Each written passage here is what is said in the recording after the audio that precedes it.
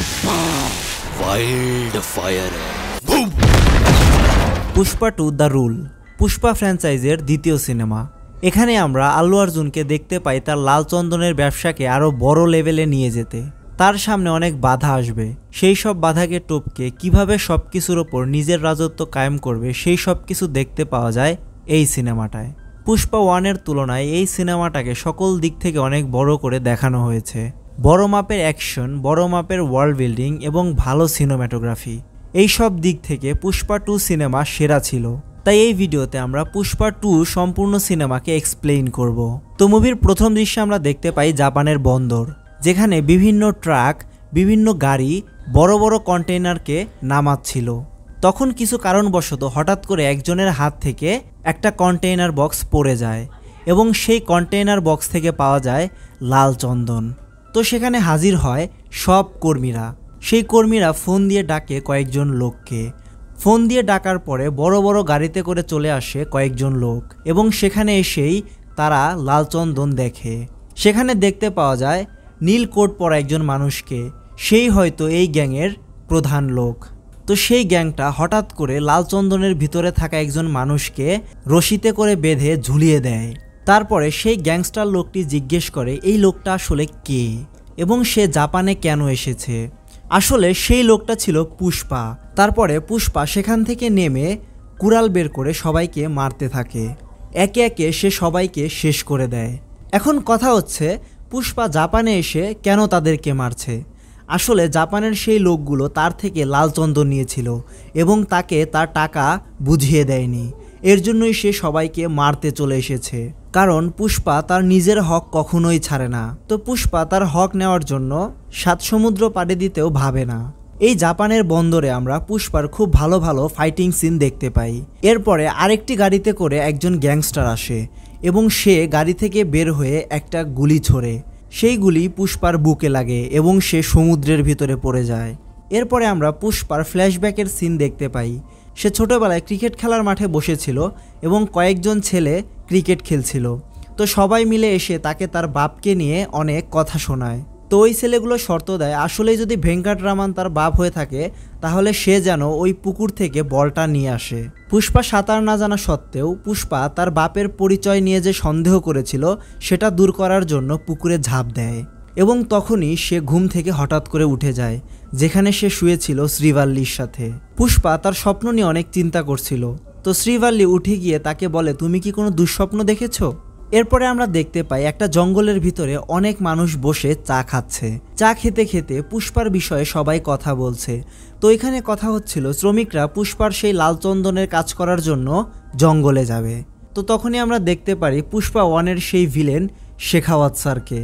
তো শেখাওয়াত স্যার নিজের পরিচয় গোপন করে সবার সাথে মিলেমিশে জঙ্গলে চলে যায় কাজ করতে। তো সেখানে গাড়ির ভিতরে কয়েকজন লোক শেখাওয়াত স্যারকে নিয়ে অনেক কথা বলতে শুরু করে। তারা তো জানতো না যে শেখাওয়াত স্যার তাদের ভিতরেই আছে। তারা বলছিল কিভাবে পুষ্পা তার কাপড় চোপড় খুলে নিয়েছিল। এরপরে তারা সবাই মিলে জঙ্গলে চলে যায় এবং সেখানে লাল চন্দনের কাঠ কাটতে থাকে। সেখানে তাদের সাথে পরিচয় গোপন করে শেখাওয়াত স্যারও কাজ করতে থাকে। কাঠ কাটার পরে সবাইকে পারিশ্রমিক দেওয়ার জন্য নাম ডাকা হয়। এরপরে শেখাওয়াত স্যার তার নিজের পরিচয় দিয়ে সবাইকে ধরে ফেলে এবং সেখানে সব পুলিশরা এসে সবাইকে গ্রেফতার করে নেয়। অন্য সিনে আমরা দেখতে পাই শ্রীভাল্লি তার পরিবারকে নিয়ে মন্দিরে পূজা দিতে যাচ্ছে। তো সেখানে পূজা দিতে গিয়ে দেখে পুষ্পার যে বড় ভাই ছিল তারাও পুজো দিতে এসেছে। তো সেখানে তার বড় ভাই শ্রীভাল্লি সহ তার পরিবারকে অনেক অপমান করে। তারপরে শ্রীভাল্লি এটা খুব ভালোভাবে বুদ্ধি দিয়ে সামাল দেয়। এরপরে গ্রামে একটা মেয়ের বিয়ের সিন আমরা দেখতে পারি। শেখাওয়াত স্যার যে লাল চন্দনের জন্য শ্রমিকদের ধরে নিয়ে গিয়েছিল তাদের মধ্যে সেই দিনই একজনের বিয়ে হওয়ার কথা ছিল। এরপরে আমরা দেখতে পাই পুষ্পা চলে যায় পুলিশ স্টেশনে। পুলিশ স্টেশনে যাওয়ার পর সবাইকে যে সে ঘুষ দিয়ে রেখেছে সেটা প্রমাণ করে। এরপর সে শ্রীনিবাসকে ছাড়িয়ে নিয়ে যেতে চায়, কিন্তু হঠাৎ করে সে দেখতে পায় সবার গায়ে লাল লাল অনেক দাগ হয়ে গেছে। এরপরে পুষ্পা সবাইকে ছাড়িয়ে নিয়ে যায় এবং পুলিশরা যেন সরকারের আর কাজ না করে তাদের বেতন সহ বোনাস সহ সব টাকা সে নিজেই দিয়ে দেয়। এর থেকে বোঝা যায় পুষ্পা তার শ্রমিকদের জন্য যে কোনো কিছু করতে পারে। এরপরে পুলিশ স্টেশনে আসে শেখাওয়াত স্যার। সেখানে এসে শেখাওয়াত স্যার কিছুই দেখতে পায় না। তারা দেখে পুরা পুলিশ স্টেশনই খালি। তো পাশে থাকা আরেকটি পুলিশ বলতে থাকে, হয়তো 10 মিনিট আগে আসলে আমরা সবাইকে পেয়ে যেতাম। তখন শেখাওয়াত স্যার বলে, আমরা এত ভালোভাবে প্ল্যানিং করে সবাইকে ধরলাম, আর পুষ্পা এসে বাজের মতো সবাইকে ছো দিয়ে নিয়ে গেল। এরপরে পুষ্পা যে তার রাজত্ব অনেক বাড়িয়ে দিয়েছে, পুষ্পা পুষ্পা গানের মাধ্যমে সেই বিষয়টা আমরা বুঝতে পারি। পুষ্পা শ্রমিকদের জন্য যেমন সবকিছু করতে পারে, তার শ্রমিকরাও পুষ্পার জন্য সবকিছুই করতে পারে। গানের শেষে পুষ্পা তার বাড়িতে চলে আসে। বাড়িতে আসার পরে তার বউ শ্রীভাল্লিকে রান্নাঘরে দেখতে পায়। রান্নাঘরে দেখার পরে সে তার কাছে চলে যায় এবং তার সাথে রোম্যান্স করা শুরু করে। রোম্যান্সের পরপরই পুষ্পার কাছে শ্রীভাল্লি সিএম এর সাথে একটা ছবি চায়। সেই ছবিটাকে সে ঘরে টানিয়ে রাখবে, সবাইকে যেন সে দেখাতে পারে যে তার স্বামী সিএম এর সাথে ওঠা বসা করে। এরপর পুষ্পা চলে যায় সিএম এর সাথে দেখা করতে। মন্ত্রী এবং পুষ্পা সিএম এর বাসায় যাওয়ার পর সিএম পুষ্পাকে চিনে ফেলে, কারণ সিন্ডিকেটের মাধ্যমে এই পার্টিকে পুষ্পা অনেক টাকা দেয়। এরপরে পুষ্পা সেই সিএম এর সাথে ছবি তুলতে যায় এবং সেখানে যখনই ছবি ক্লিক করতে যায় তখনই সেই সিএমটা ক্যামেরাম্যানকে থামিয়ে দেয় এবং বলে, এরকম স্মাগলারের সাথে ছবি তোলা যায় না, ছবি তুললে মিডিয়াতে ফাঁস হয়ে যেতে পারে। এই কথা শোনার পর পুষ্পা অনেক রেগে যায় মনে মনে। এরপরে পুষ্পা বাইরে চলে আসে এবং সেই মন্ত্রী এবং সিএম ভিতরে কথা বলতে থাকে এবং তখনই পুষ্পা সিদাপ্পাকে প্রস্তাব দেয় নতুন সিএম হওয়ার জন্য। তো সিদাপ্পা হঠাৎ করে অবাক হয়ে যায়। সে বলে, কিভাবে আমি সিএম হব? তো পুষ্পা বলে, সিএম হতে কত টাকা লাগবে? তো সিদাপ্পা বলে, মিনিমাম 100 কোটি টাকা লাগবে। তো পুষ্পা এখানে বলে, আমি তোমাকে 500 কোটি দিচ্ছি, কিন্তু সিএম হওয়ার পর প্রথম ছবিটা আমার সাথেই তুলতে হবে এবং আমার বাড়িতে খেতে আসতে হবে। তো সিএম এর ঘর থেকে বের হওয়ার পর সেই সাংবাদিকদের পুষ্পা বলে, আসছে 24 তারিখে সিএম তাদের বাসায় খেতে যাবে। সেটা বলে সে গাড়িতে করে বাসায় চলে আসে এবং কিভাবে সিদাপ্পাকে সিএম বানানো যায় সেই কাজ করতে থাকে। সে লালচন্দনের স্মাগলিং সরাসরি বাহিরের লোকের সাথে করতে থাকে যাতে সে বেশি কমিশন পেতে পারে। এরপর পুষ্পা তার পাওয়ার দেখার জন্য প্রধানমন্ত্রী এবং তার ভাইকে সব মিলিয়ে 30 কোটি টাকা দেয়। সিদাপ্পাকে সিএম বানানোর জন্যই পুষ্পা সবাইকে এত টাকা দিচ্ছে। এরপরে পুষ্পা লালচন্দনের ডিল করার জন্য মালদ্বীপ চলে যায় এবং সেখানে একজন বড় পার্টির সাথে দেখা করে। তারা হেলিকপ্টার নিয়ে নামে সেখানে। পুষ্পা সেখানে আসে ছোট্ট একটি ট্রাকে করে। সেই পার্টির লোক পুষ্পাকে অনেক তাচ্ছিল্য করতে থাকে। সেখানে পুষ্পা তার নিজের পাওয়ার দেখায়। তো পুষ্পাকে তাচ্ছিল্য করার কারণে পুষ্পা তাকে বলে, তুমি পারলে 10 টন মাল এনে দেখাও। তো সেই পার্টির লোক বলে, ইন্ডিয়াতে আমার অনেক লোক আছে যে 10 টন মাল ইজিলি আমাকে দিয়ে দেবে। এরপরে সেই ইন্ডিয়াতে যতজনকেই ফোন করে সবাই পুষ্পাকে ফোন দিয়েই সেই মালের কথা জিজ্ঞেস করে। তো সেখান থেকেই সেই ডিলারটা বুঝে যায় পুষ্পার অনেক পাওয়ার রয়েছে। তো পুষ্পা সেই ডিলারের সাথে 5000 কোটি টাকার ডিল করে এবং সে বলে, তুমি আমাকে 4900 কোটি টাকা দিবে, এবং সে সেই ডিলারের হেলিকপ্টার নিয়ে উড়ে চলে যায়। অর্থাৎ 100 কোটি টাকা দিয়ে সে তার হেলিকপ্টারটাকে কিনে নিয়েছে। এরপরে পুষ্পার নিয়ে আসা সেই ছোট্ট ট্রাকে করে সেই ডিলারটা চলে যায়। পুষ্পা লালচন্দনের সম্পূর্ণ সিন্ডিকেটকে কাজে লাগিয়ে দেয়। কারো থেকে 10 টন, কারো থেকে 100 টন, কারো থেকে 90 টন, এভাবে করে 2000 টন মালের জোগাড়ের ব্যবস্থা শুরু করে দেয়। 2000 টাকার শ্রমিককে 10,000 টাকা দিয়ে সে কিনতে থাকে। তো এই লালচন্দনের ডিলারদের নিয়ে পুষ্পা একটা মিটিংয়ের আয়োজন করে। সেই মিটিংয়ে শ্রীভাল্লি আসে পুষ্পাকে মাংস টেস্ট করানোর জন্য। মাংসতে লবণ হয়েছে কিনা সেটা জিজ্ঞেস করে। তো পুষ্পা বলে, মাংসতে লবণ বেশি হয়েছে, এবং তার বাড়িতে থাকা ডিলাররা এই বিষয়টা নিয়ে হাসতে থাকে এবং শ্রীভাল্লি রান্নাঘরে এসে মাংসটা ফেলে দেয়। এরপর পুষ্পা তার বউয়ের রাগ ভাঙানোর জন্য তাকে সোনার চেইন গিফট করতে চায় এবং তাদের মধ্যে রোমান্স শুরু হয়ে যায়। এরপরে আমরা দেখতে পাই মুরুগানের বউ একটা বাড়িতে আসে। সেই বাড়িতে এসে দেখতে পায় শেখাওয়াত স্যার একটি মেয়ের সাথে শুয়ে আছে। সেখানে মুরুগানের বউ বলতে থাকে, তোমার তো পুরুষত্বই নেই। পুষ্পার বিরুদ্ধে তার মনে অনেক বিষ ঢেলে দেয়, কিভাবে তাকে হারানো যায়, সে কিভাবে লালচন্দনের স্মাগলিং করছে, কিভাবে সে 5000 কোটি টাকার ডিল করছে, সব কিছু নিয়ে শেখাওয়াত স্যারের সাথে কথা বলে মুরুগানের বউ। অন্যদিকে পুষ্পা তার লালচন্দনের রাজত্বের উপর দাঁড়িয়ে থাকে। সব লালচন্দন এনে তার আড্ডায় জড়ো করে ফেলে। শেখাওয়াত স্যারকে মুরুগানের বউ বলে পার্টির কোনো একজনকে ধরে ভয় দেখাতে, কিন্তু সিন্ডিকেটের একজনকে শেখাওয়াত স্যার ভয় দেখাতে গিয়ে মেরেই ফেলে এবং শেখাওয়াত স্যার বলে, ভয় দেখালে কেউই ভয় পাবে না, মেরে ফেললে সবাই ভয় পাবে। তো এই কাহিনীর পরে সিন্ডিকেটের সবাই ভয় পেতে থাকে তাদের জীবন নিয়ে। যেই সিন্ডিকেটের সদস্যকে মারা হয়েছিল সেই সিন্ডিকেটের সদস্যকে আগুন দিতে আসে সেই এলাকার মন্ত্রী। আগুন দেওয়ার পরে সিদাপ্পা চলে যেতে থাকে। তখনই আশেপাশের সিন্ডিকেটের সদস্যরা বলে মুরুগানকে ক্ষমতা দিয়ে দিতে। পুষ্পা এই সব কিছুকে হ্যান্ডেল করতে পারবে না। এরপরে সিদাপ্পা চলে আসে পুলিশ স্টেশনে, কিন্তু শেখাওয়াত স্যার বলে কিভাবে আমি মিলে যাব, আমি আমার অপমান ভুলি নাই। এরপরে সিদাপ্পা বলে পুষ্পা যদি তোমার কাছে ক্ষমা চায় তুমি কি তাহলে মিলে যাবে?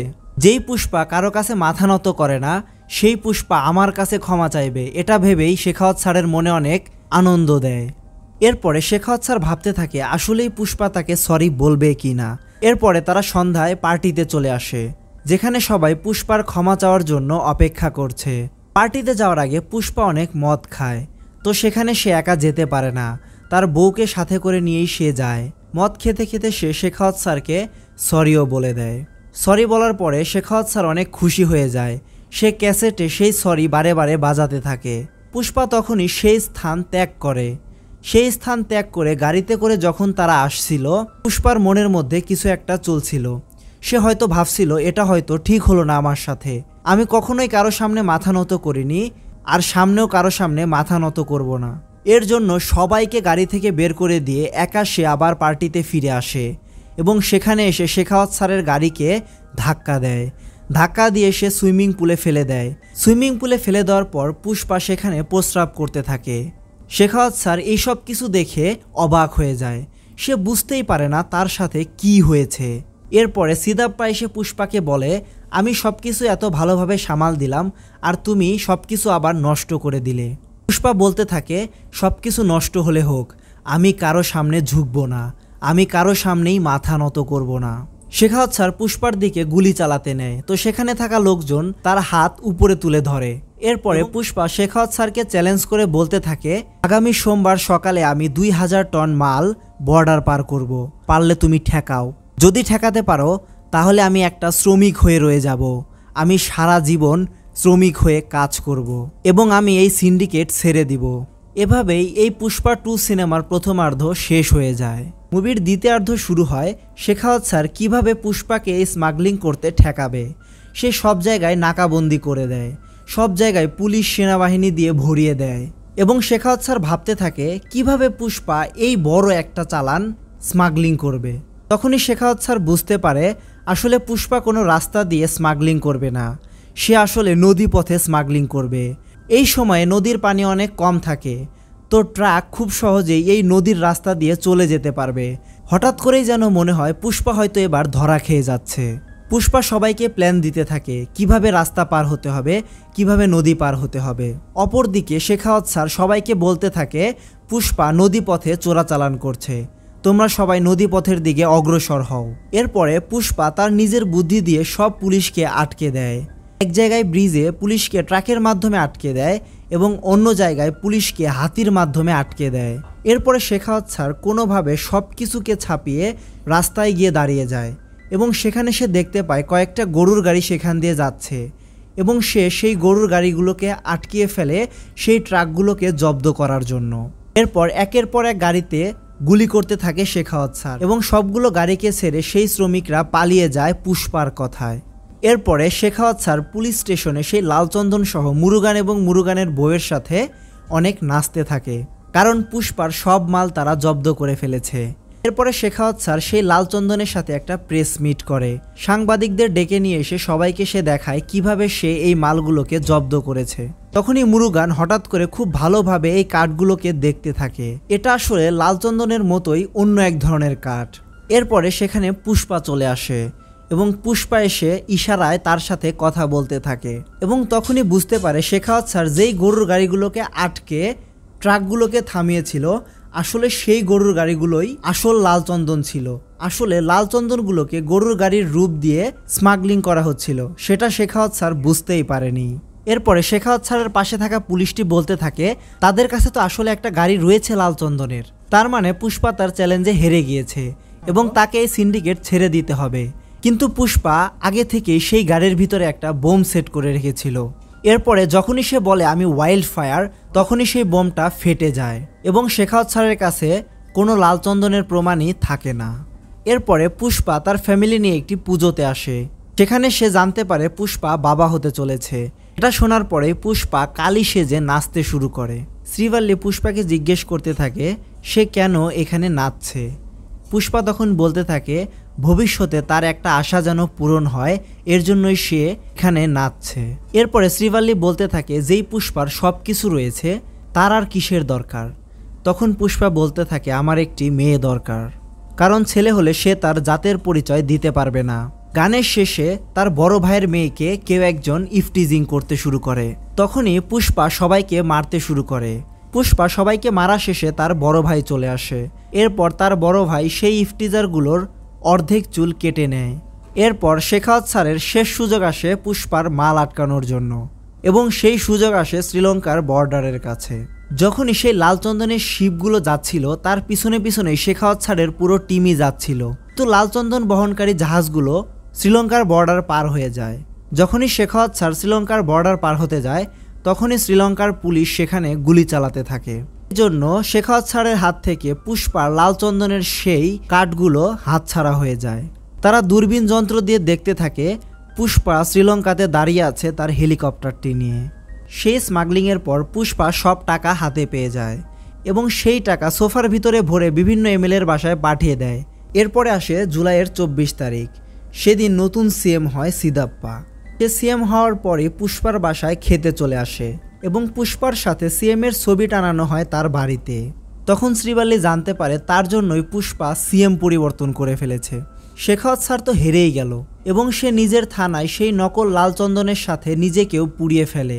এরপরে আমরা দেখতে পাই পুষ্পার বাড়িতে তার ভাবি এসেছে। সে জানায় তার মেয়েকে কেউ একজন তুলে নিয়ে গেছে। পুষ্পা এই কথা শুনেই রাইফেল নিয়ে বের হয়ে যায় তাকে মারার জন্য, এবং সে নিউজে প্রচার করে দেয় যে আমার ভাগ্নিকে ছোট্ট একটি আঁচল লাগাবে, আমি তাকে কুচি কুচি করে ফেলবো। এরপরে সিদাপ্পা এবং সেই প্রাইম মিনিস্টারের কথা হয় এবং সেখানে জানা যায় পুষ্পার ভাগ্নিকে যে কিডন্যাপ করেছে সে আসলে সেই মিনিস্টারের ভাইয়ের ছেলে। এরপর পুষ্পা বলে যে কেউই হোক না কেন আমি তাকে ছাড়বো না। এরপর পুষ্পা তার হেলিকপ্টারের মাধ্যমে চলে যায় তার ভাগ্নিকে বাঁচাতে। সেখানে যাওয়ার পরে পুষ্পাকে বেঁধে ফেলা হয় তার ভাগ্নিকে মারার কথা বলে। তারপরে পুষ্পার সামনে এনে তার ভাগ্নিকেই ইফটিজিং করতে থাকে সেখানকার লোকজন। এটা দেখে পুষ্পা অনেক রেগে যায়, তার হাত পা বাঁধা অবস্থায় থাকে, কিন্তু সে তার মাথা দিয়ে সবাইকে মারা শুরু করে। আস্তে আস্তে তার হাতের রশি এবং পায়ের রশি খুলে যায়। এরপরে সেখানে সে তাণ্ডব চালাতে থাকে, একটা একটা করে সবাইকে ধরে মারতে থাকে। সবাইকে মারার পরে সেখানে চলে আসে মিনিস্টারের ভাই তার ছেলেকে বাঁচানোর জন্য, কিন্তু তার ছেলে সহ তাকেও সে মেরে ফেলে। এরপরে সেই মিনিস্টার রাগান্বিত অবস্থায় তার ভাই এবং তার ভাইয়ের ছেলের শেষকৃত্য সম্পূর্ণ করে। অন্যদিকে পুষ্পার বড় ভাইও তার ভুল বুঝতে পারে এবং পুষ্পার বাড়িতে আসে তার মেয়ের বিয়ের নিমন্ত্রণ দিতে। পুষ্পা এই সবকিছু দেখে অনেক ইমোশনাল হয়ে যায় এবং সে কেঁদে ফেলে। এরপর পুষ্পা তার পরিবার নিয়ে বিয়ের দিন বিয়েতে চলে যায়। অন্যদিকে পুষ্পার সব শত্রুরা এক হতে শুরু করে সেই মিনিস্টারের বাড়িতে এবং বড় কোনো কিছু করার প্ল্যান করে। অন্যদিকে পুষ্পা তার ফ্যামিলি সহ সবাইকে নিয়ে বিয়েতে আনন্দ করতে থাকে এবং দূর থেকে আমরা দেখতে পারি একজন লোক সেই বিয়ের ঘরটি ব্লাস্ট করে দিচ্ছে, তার হাতটি পোড়া। এর থেকে আমরা বুঝতে পারি এই লোকটি আসলে ফাহাদ ফাসিল, এবং এভাবেই এই গল্পটি শেষ হয়ে যায়। মুভির শেষে ঘোষণা আসে পুষ্পা 3 দ্য র্যাম্পেজের, অর্থাৎ এই ফ্র্যাঞ্চাইজের আমরা তৃতীয় সিনেমাটিও দেখতে পাবো। তো কেমন লাগলো পুষ্পা 3-র গল্প এবং কোন কোন সিনেমার আপনারা এক্সপ্লেইন চান কমেন্টে জানাতে পারেন। ধন্যবাদ রিভিউ বাইয়ের সম্পূর্ণ ভিডিওটি দেখার জন্য।